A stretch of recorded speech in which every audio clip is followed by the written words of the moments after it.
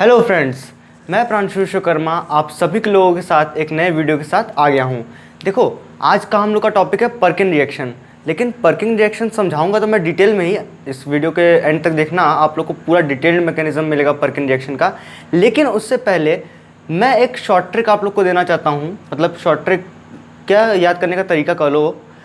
आप लोग को पर्किन रिएक्शन फिर भूलने को ही नहीं होगा, इतना बढ़िया मेथड है। थोड़ा हमको टाइम लगा सोचने में कि इसको कैसे याद कराया जाए, लेकिन शायद है कि ये तरीका आप लोग के काम आ जाए। तो देखो मैंने क्या बनाया है, स्टोरी ऑफ पर्किन रिएक्शन, कि पर्किन रिएक्शन आखिर हुआ कैसे था उस टाइम पे, ठीक है ना। थोड़ा फनी वीडियो है, मतलब हो सकता है कि आप लोग को हंसी वगैरह आ जाए, लेकिन आप लोग इसको देख करके वैसे समझ सकते हो, इमेजिन कर सकते हो कि इसमें क्या क्या सबस्ट्रेट रहा होगा और क्या क्या प्रोडक्ट बना। ठीक है, देखो सबसे पहले तो हमारे साइंटिस्ट भाई विलियम हेनरी पर्किन, ठीक है, वो साइंटिस्ट हमारे थे। एक दिन हुआ क्या, वो बीमार पड़ गए। अब उनको हुआ फीवर, बुखार चढ़ गया, मसल पेन होने लगा। तो ऐसे कंडीशन में उन्होंने एस्पिरिन का टैबलेट लिया और खा गए। उनको बादाम खाना बहुत पसंद था, आलमंड, ठीक है, तो वो बादाम भी खाते रहे। दोनों खाया उन्होंने, एस्पिरिन का टैबलेट भी, बादाम भी, दोनों पेट में गया, ठीक है, और दोनों आपस में रिएक्शन किया, मतलब बादाम और एस्पिरिन। अब उनके पेट में बना एसिड। अब वो एसिड HCl नहीं था, हाइड्रोक्लोरिक एसिड नहीं था, वो एसिड था सिनेमिक एसिड। कौन सा एसिड था बेटा? सिनेमिक एसिड था, जो कि हमारा इस रिएक्शन का प्रोडक्ट बना। देखो सिनेमिक एसिड।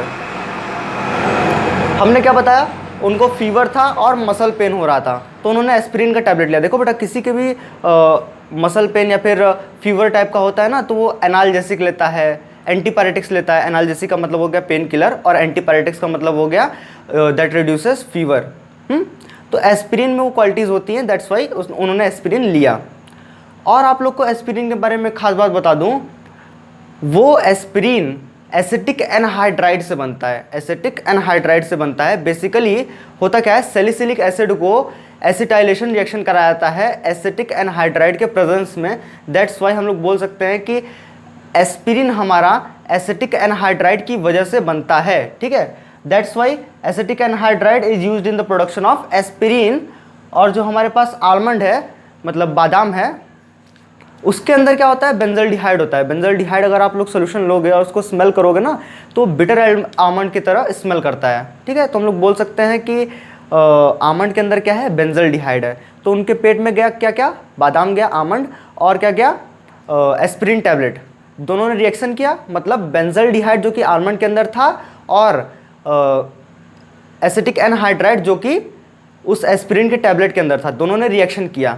मतलब ये कि यहाँ पर क्या मिला आपको, आमंड के अंदर बेंजल्डिहाइड मिला, और एस्पिरिन के अंदर क्या मिला, एसिटिक एनहाइड्राइड मिला। यहाँ से आप लोग याद कर सकते हो।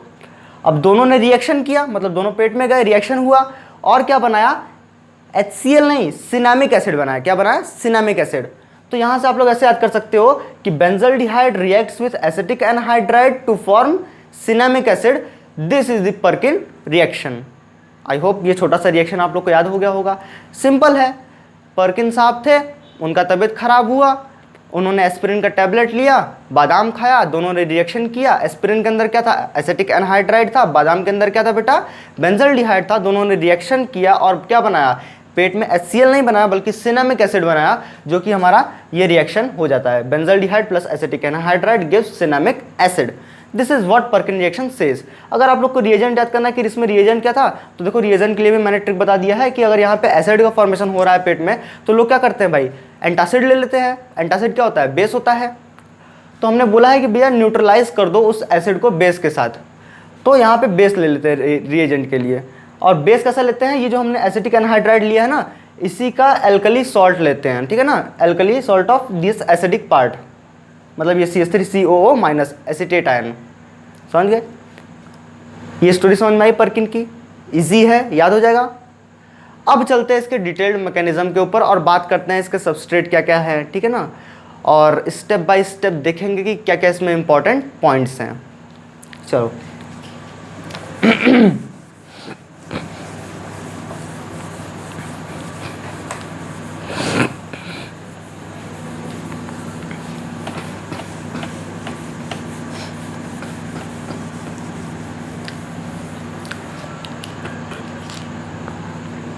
देखो पर्किन रिएक्शन,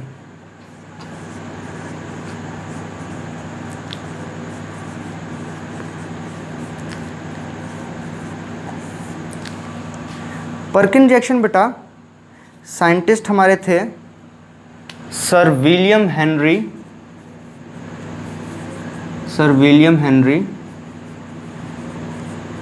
पर्किन।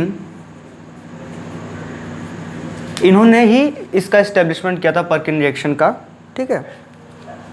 कैसे किया था वो देखो, इसमें सबस्ट्रेट क्या क्या लेते हैं बेटा, सबस्ट्रेट मॉलिक्यूल।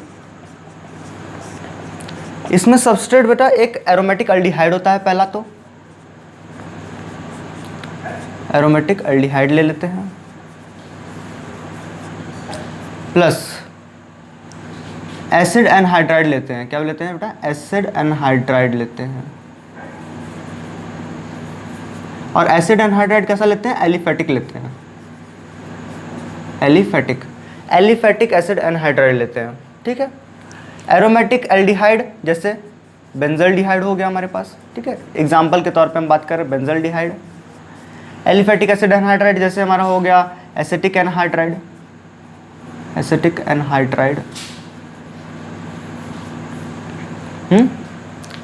अब देखो यहाँ पे आता है रिएजेंट, क्या ले सकते हैं। तो रिएजेंट के तौर पे हम लोग लेते हैं alkali salt of the given acid, या फिर एसिड का लो, alkali salt of the acid. मतलब यहाँ पे जो एसिटिक एनहाइड्राइड लिया है उसका एल्कली सॉल्ट ले लेते हैं बेसिकली। Na या ऐसे लिखो CH3COO माइनस Na पॉजिटिव, सही है। क्या नाम है इसका, सोडियम एसीटेट। ये हमारा रिएजेंट हो जाएगा सोडियम एसीटेट। अब यहाँ पे प्रोडक्ट क्या बनेगा, इस रिएक्शन का प्रोडक्ट क्या होता है, इस रिएक्शन में बनता है बेटा सिनेमिक एसिड के derivatives,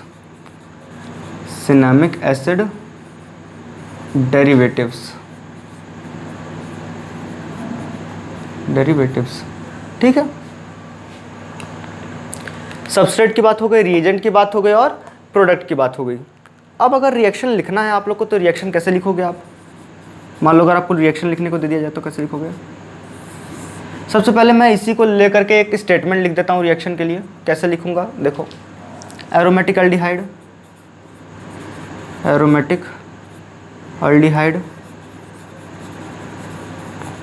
plus aliphatic acid anhydride. और ये मैं इसीलिए लिख रहा हूँ बेटा ताकि आप लोग को नोट्स बनाने में आसान हो जाए, और कोई मकसद नहीं है इसको लिखने का। यहाँ पर alkali salt of acid,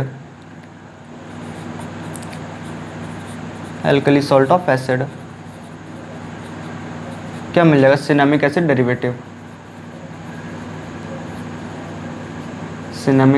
derivatives. अच्छा, नोट्स बनाने से ज़्यादा अगर आप लोग को नोट्स बनाने में दिक्कत हो रहा है तो मैं इसका 1 पेज नोट्स बना कर रखा हूँ। अगर आप लोग बोलोगे तो मैं इसको PDF में प्रोवाइड करा दूंगा, आप लोग उसको डाउनलोड करके वहाँ से भी इसको लिख सकते हो, ठीक है। लिंक इन द डिस्क्रिप्शन, देख लेना। अब देखो रिएक्शन हम लोग और कैसे लिख सकते हैं, एग्जाम्पल के तौर पे ले लेते हैं। अब यही रिएक्शन को हम एग्जाम्पल के तौर पे दिखाएंगे आपको। एग्जाम्पल, एरोमेटिक एल्डिहाइड हमने कैसा लिया है, बेंजल्डिहाइड लिया है। क्या लिया है, बेंजल्डिहाइड ले लिया है। ये है बेंजल्डिहाइड।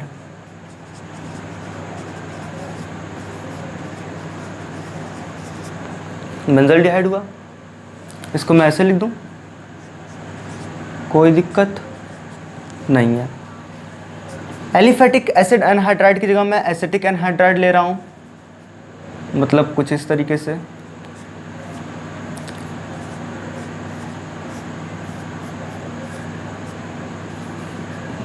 ये क्या है, एसिटिक एनहाइड्राइड है।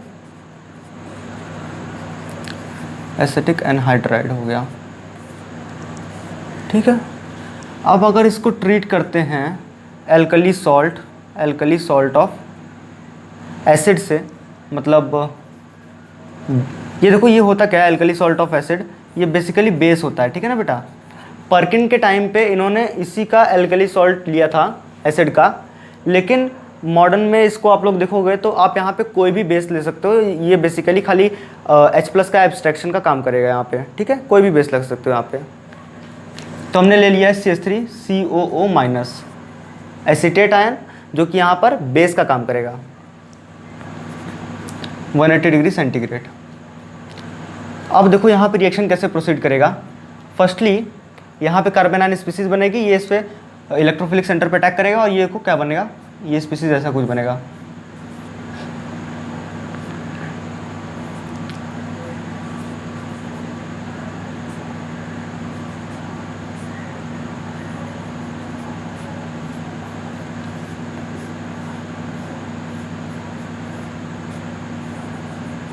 ठीक है, ये बना। अब इसमें से हम लोग क्या करेंगे, ये OH और इसका एक H निकालेंगे, मतलब वाटर मॉलिक्यूल को निकाल लेंगे, OH और यहाँ से एक H, यानी डिहाइड्रेशन करा रहे हैं इसका, इस कंपाउंड का पहले क्या कराएंगे, डिहाइड्रेशन कराएंगे, जिसकी वजह से यहाँ पे डबल बॉन्ड का क्रिएशन होगा। ध्यान से देखो,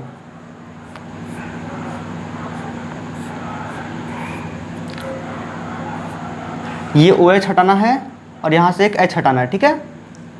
तो यहाँ पे CH हो जाएगा और यहाँ पे हमने बोला डबल बॉन्ड का क्या हो जाएगा, क्रिएशन होने लगेगा, डबल बॉन्ड का यहाँ पे क्रिएशन होने लगेगा।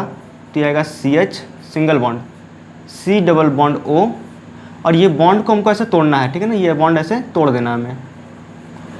तोड़ देने का मतलब है ये जो कंपाउंड है, इस कंपाउंड में से ये जो ग्रुप आपका दिख रहा है एसीटेट आयन की तरह एज अ लिविंग ग्रुप यहाँ से निकल जाएगा, ठीक है, एज अ लिविंग ग्रुप यहाँ से निकल जाएगा।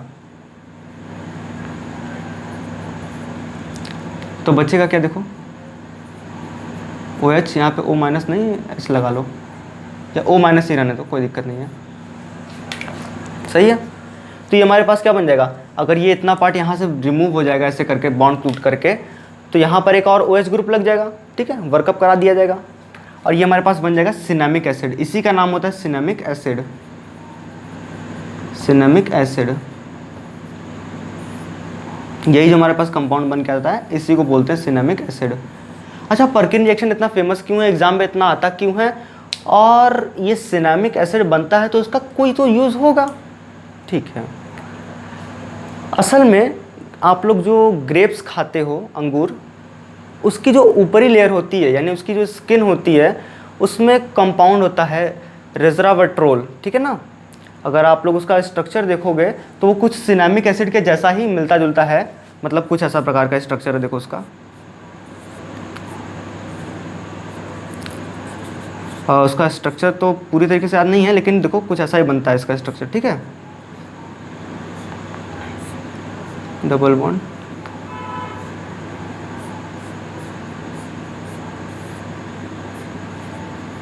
ठीक है, कुछ इसी प्रकार का ये आपका स्ट्रक्चर बनेगा, जो ग्रेप्स के ऊपर यानी स्किन पर जो कंपाउंड पाया जाता है वो ऐसा ही होता है। और इसका देखो एक पार्ट, मतलब यहाँ से लेकर यहाँ तक, ये सिनेमिक एसिड के जैसा ही दिख रहा है आपको, देखो सिनेमिक एसिड के जैसा ही दिख रहा है, इसीलिए हम लोग बोल रहे हैं सिनेमिक एसिड डेरिवेटिव्स, ठीक है ना। तो यानी इस रिएक्शन, पर्किन रिएक्शन की मदद से हम ये सारे कंपाउंड्स अपने लेबोरेटरीज में ही बनाते हैं। That's why Perkin reaction is so much important. और आप लोग को बता दूं, ग्रेप्स की जो ऊपरी स्किन होती है रेजरावर्ट्रोल वाली, जो ये कंपाउंड है, इसको खाने से हार्ट डिजीजेज नहीं होते हैं, ठीक है ना, हार्ट डिजीजेस के प्रॉब्लम खत्म हो जाते हैं लगभग।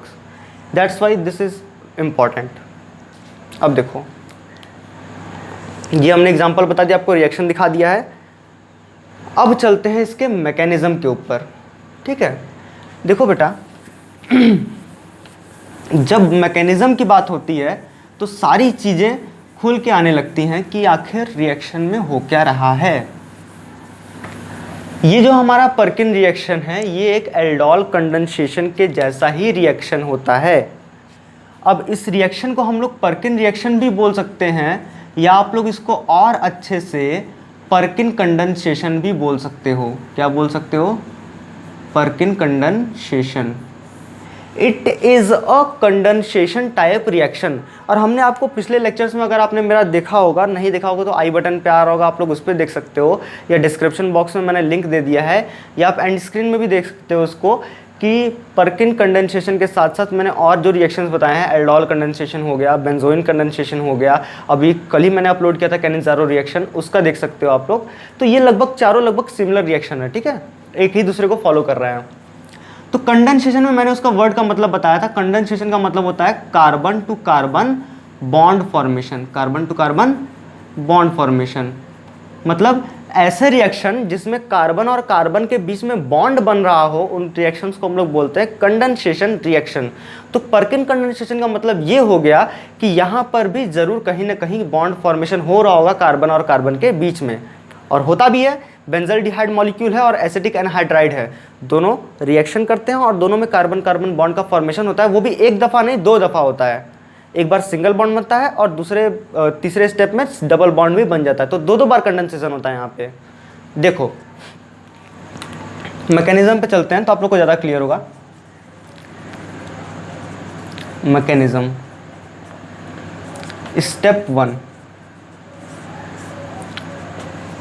जैसे एल्डोल कंडेंसेशन में आपने देखा था, मैकेनिज्म का स्टेप 1 क्या था कि पहले वहाँ पे कार्बन आयन बनता था, कार्बन आयन बन गया तो मैंने बोला था कार्बन आयन बैठा नहीं रहेगा, वो अटैक करेगा। सेम यहाँ पर भी वही होता है, कार्बन आयन बना तो वो बैठेगा नहीं, वो भी अटैक करेगा। तो स्टेप 1 में क्या होता है, formation of carbon ion, formation of carbon ion, formation of carbon ion. तो देखो यहाँ पे कार्बन आयन बनेगा कैसे, पहले आपको जो बेस लिया था आपने, ठीक है ना, अल्कली सॉल्ट ऑफ एसिड लिया था, एसीटेट आयन, इसको आपको ट्रीट कराना है बेटा। यहाँ पे एज अ बेस ये बिहेव कर रहा है, ठीक है ना, एज अ बेस ये बिहेव कर रहा है। इसको आपको ट्रीट कराना है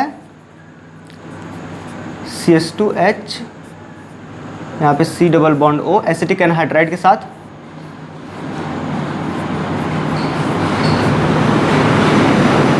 ठीक है, तो ये एसीटेट आयन क्या करेगा, इस acidic anhydride, sorry acetic anhydride के साथ, एनहाइड्राइड के साथ यहाँ से ये इसको ऐसे निकाल ले जाएगा।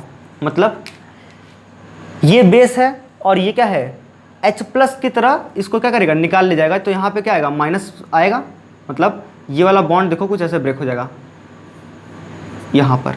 मतलब दोनों इलेक्ट्रॉन किसके ऊपर आएंगे, कार्बन के ऊपर आएंगे, और कार्बन के ऊपर नेगेटिव चार्ज छोड़ जाएंगे, यानी कार्बन एनायनिक स्पीसीज बन जाएगी। CH2- C double bond O, single bond O, C double bond O, और यहाँ पे हो जाएगा CH3। ठीक है, तो ये हमारी कार्बन आयन स्पीसीज बन गई, कार्बन आयन स्पीसीज बन गई। अब हमने बोला था कि कार्बन आयन अगर बना तो वो बैठा तो रहेगा नहीं, वो अटैक करेगा। अटैक किस पे करेगा, हमने बेस ले लिया, एसिटिक एनहाइड्राइड ले लिया, तो बचा क्या सबस्ट्रेट मॉलिक्यूल में, सिर्फ और सिर्फ बेंजल्डिहाइड, यानी जो कार्बन आयन बना है वो बेंजल्डिहाइड के ऊपर ही अटैक करेगा। तो स्टेप 2 फटाफट से लिख लेते हैं। Step 2, attack by carbon ion, attack by carbon ion.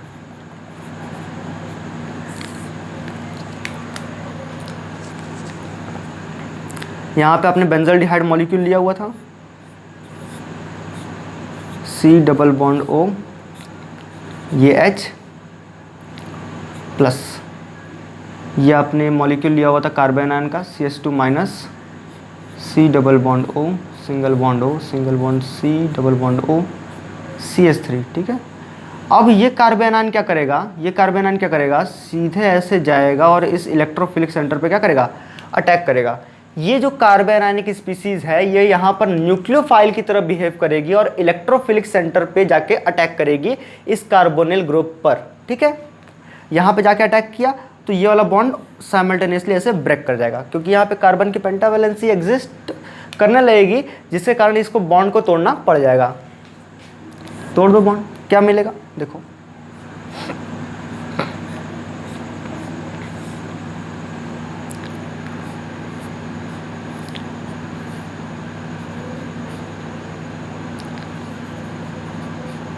अब यहाँ पे आप लोग एक चीज़ नोटिस कर रहे होंगे, अगर मैं यहाँ पे जितनी देर से लिख रहा हूँ परकिन कंडेंसेशन करके, तो उसका क्या मतलब निकल रहा है।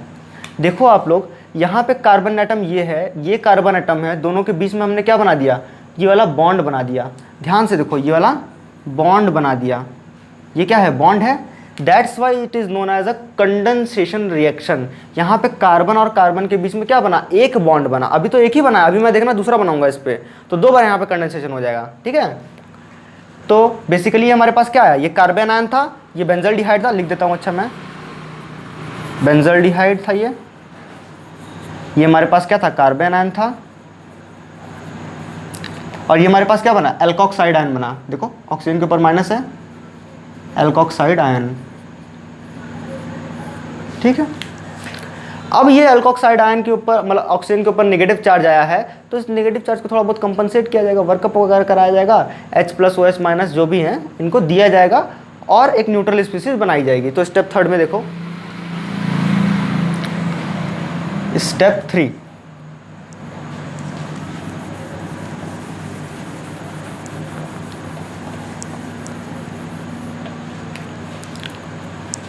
Protonation of alkoxide ion. ये जो एल्कोक्साइड आयन बना है इसका प्रोटोनेशन करा देना है सिंपली। देखो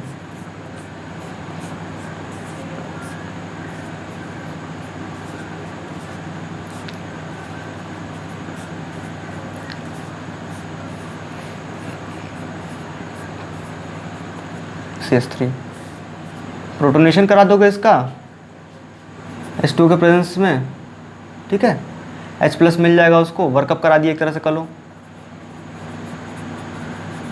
तो यहाँ पे क्या हो जाएगा, देखो ये देखने में आप लोग को इतना बड़ा बड़ा लिख दिए हैं तो बड़ा बड़ा रिएक्शन लग रहा होगा, है नहीं। सिर्फ आपको मेन पॉइंट्स जहाँ पे कंसीडर करना है, सिर्फ और सिर्फ उसी को देखना। ये रिएक्शन बहुत ईजी है, बहुत ही ईजिली इसका मैकेनिज्म देखा जा सकता है।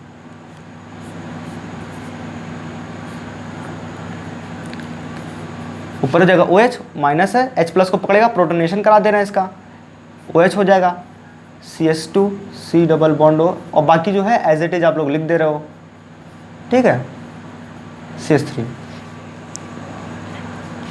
अब देखो स्टेप 4 पे चलते हैं अपने।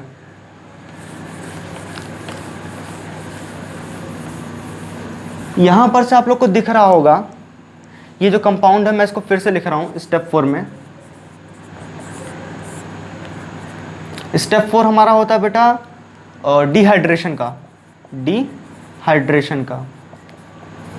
अब आप लोग सोच रहे होंगे मैं कैसे बता दिया डिहाइड्रेशन का। यहाँ पे मॉलिक्यूल देख के आप पहचान सकते हो कि अगला स्टेप क्या होगा, ठीक है। यहाँ देखो CH OH CH2, यहाँ पे सिंगल बॉन्ड H। ये देखो ये रहा एक OH और ये रहा एक H। डिहाइड्रेशन मतलब वाटर मॉलिक्यूल का रिमूवल हम लोग करा रहे हैं। और डिहाइड्रेशन ऑफ एल्कोहल्स अगर आपने पढ़ा होगा तो वहाँ पे एल्कोहल में से एक OH ग्रुप निकलता था और एक H निकलता था, और वहाँ पे डबल बॉन्ड का क्रिएशन होता था। और वहाँ पे रिएजेंट क्या लेते थे, बोलो बोलो, H2SO4 लेते थे, डिहाइड्रेटिंग एजेंट, ठीक है। डिहाइड्रेटिंग एजेंट आप लोग Al2O3 भी ले सकते हो, मतलब डिहाइड्रेटिंग एजेंट होना चाहिए वहाँ पर जो कि वाटर मॉलिक्यूल का रिमूवल करा दे इजीली, ठीक है ना, कैटालिस्ट का बिहेव करते हुए। अगर आप लोग को डिहाइड्रेशन ऑफ एल्कोहल नहीं आता तो कमेंट करिए, मैं उसको भी लेक्चर बना दूंगा। फिलहाल यहाँ पे देखते हैं C double bond O O C double bond O CH3, ठीक है बेटा। अब ये दोनों निकलेगा, यहाँ से रिमूवल होगा, मतलब माइनस ऑफ H2O होगा। डिहाइड्रेशन हम लोग करा रहे हैं। अब आप लोग डिहाइड्रेशन जानते हैं एसिडिक कैटालिस्ट के मदद से होता है। तो यहाँ पर देखो कंपाउंड क्या बन के आएगा, ये ऐसे ब्रेक कर जाएगा ऊपर की तरफ ऐसे हो, और ये वाला बॉन्ड यहाँ पर शिफ्ट हो जाएगा। तो यहाँ पर क्या होगा, CH double bond CH single bond C double bond O C double bond O CH3। आप लोग देख रहे हो इस वाले कार्बन एटम और इस वाले कार्बन एटम, दोनों कार्बन एटम के बीच में एक और बॉन्ड बन गया, यानी डबल बॉन्ड का क्रिएशन हुआ। तो कार्बन और कार्बन के बीच में जब भी बॉन्ड बनता है तो उस स्टेप को क्या बोलते हैं, कंडेंसेशन स्टेप बोलते हैं। मैंने बोला था ना मैं दोबारा कंडेंसेशन करके दिखाऊंगा, देखो दोबारा कंडेंसेशन हो रहा है। दैट्स वाई इसको पर्किन कंडेंसेशन याद करना ज़्यादा सुटेबल पड़ेगा हम लोग के लिए, ठीक है। ये हुआ। इसको क्या बोल सकते हो, अनसैचुरेटेड एनहाइड्राइड बोल सकते हो। क्या बोल सकते हो, क्योंकि यहाँ पे देखो अनसैचुरेशन आ गया, क्या आ गया, अनसैचुरेशन, तो उसको अनसैचुरेटेड एनहाइड्राइड नेम दे दो, कोई दिक्कत नहीं है, एनहाइड्राइड, अनसैचुरेटेड एनहाइड्राइड। अब स्टेप 5 में चलते हैं अपने। अरे बाप रे बाप सर, स्टेप 5 कितने स्टेप्स हैं इसमें, और कितने स्टेप्स बताओगे, ये आखिरी स्टेप है, स्टेप 5।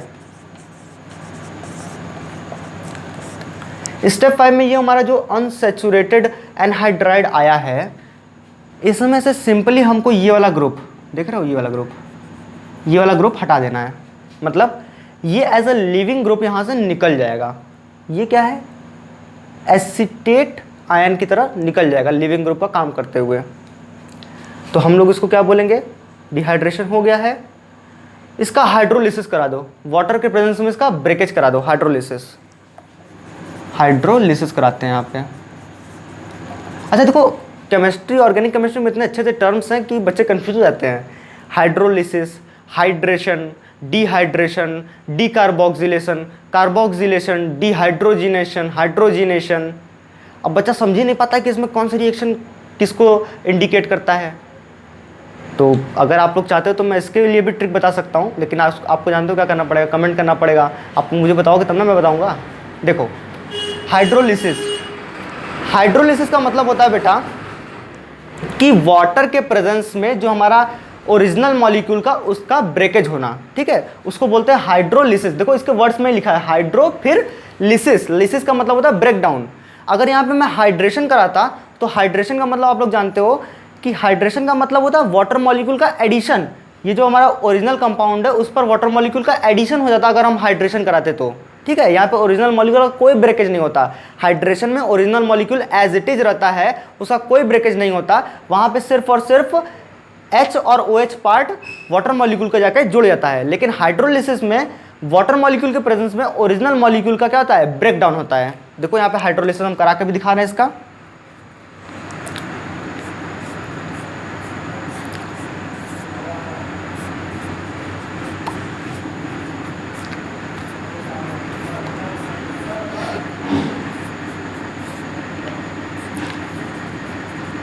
ये हमारा अनसैचुरेटेड एनहाइड्राइड था, हाइड्रोलिसिस करा दे रहे हैं वाटर के प्रेजेंस में, तो क्या हो जाएगा, ये वाला बॉन्ड ऐसे टूट जाएगा, ठीक है, और ये वाला ग्रुप ऐसे निकल जाएगा यहाँ से सीधा। अब हमने बताया था ये लिविंग ग्रुप है, क्या है ये लिविंग ग्रुप है, और ये एसीटेट आयन के रूप में निकलेगा, मतलब CH3COO माइनस के रूप में निकलेगा।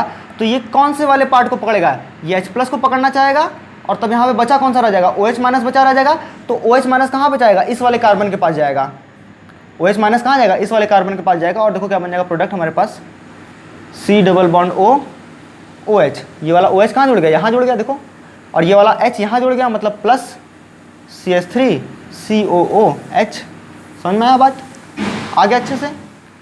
और देखो यही तो था हमारे पास सिनेमिक एसिड, इसी को हम लोग कब से सिनेमिक एसिड चला रहे थे,